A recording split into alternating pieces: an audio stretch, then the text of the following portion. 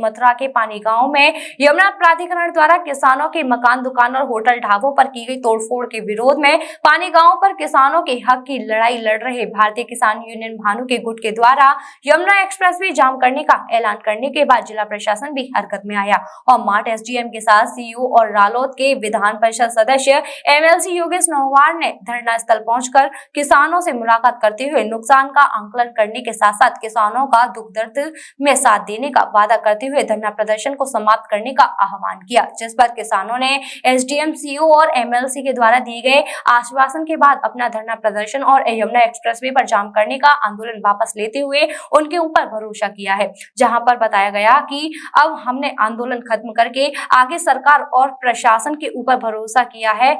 वहीं एमएलसी ने हमारे धरने पर आकर कहा कि हमारी बात को जिला प्रशासन के साथ मिलकर सुलझाएंगे, साथ ही विधान परिषद में भी इस मुद्दे को उठाएंगे। धरना प्रदर्शन स्थल पर पहुंचे और स्थगित किया गया धरना। तो क्या यहाँ पर पानी गांव क्षेत्र के किसान एकत्रित हुए हैं।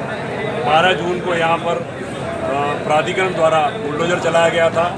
समस्त जितने भी यहाँ होटल हैं उनको तोड़ने का काम हुआ था।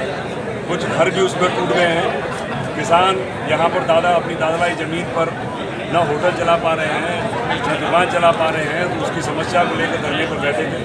इनकी समस्या को मैं यहाँ पर इनके बीच में सुना। प्राधिकरण के अधिकारी भी यहाँ आए, एसडीएम साहब, एसडीएम मार्ट भी यहाँ पर आए। इन्होंने हमें ज्ञापन दिया है। मैंने इनको आश्वासन दिया है कि इनकी बात को, इनके दर्द को, इनकी समस्या को मैं विधान परिषद में जाकर के उठाऊंगा और इनकी लड़ाई को लड़ने का काम करूँगा। ये जो तोड़फोड़ हुई है, इनको कुछ मुआवजा दिया जाएगा क्या? देखिए, तोड़-फोड़ मुआवजा सरकार जब देती है, जब ये अधिकृत नक्शा इनके पास हो। अभी तक यहाँ पर किसी ने एनओसी नहीं ली थी, तो मुआवजे की आशा मुझे नहीं है, लेकिन मांग रखी जा सकती है। मांगने में कोई बुराई नहीं। विधान परिषद में रखेंगे आप इस मुद्दा को? हाँ, बिल्कुल।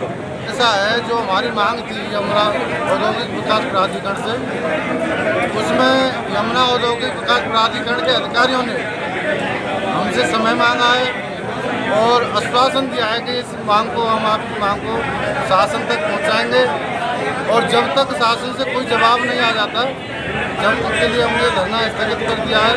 और उन्होंने भरोसा भी दिलाया है कि सीईओ साहब के माध्यम से शासन में हम रखेंगे, इस क्षेत्र को बाहर किया जाए।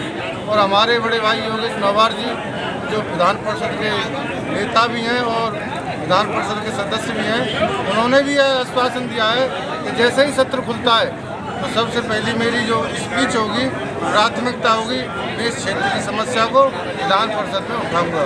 तो इन्हीं आश्वासन पर हमने ये स्थगित किया है, समाप्त नहीं किया है। आज ही लाएं अपनी मनपसंद Maruti Suzuki car Uma Motors Arena से और पाएं तुरंत फाइनेंस की सुविधा कम से कम ब्याज दर पर। साथ में आपकी पुरानी गाड़ी की सबसे ज्यादा एक्सचेंज कीमत पाएं ट्रू वैल्यू में। नंबर नोट करें 9997682222।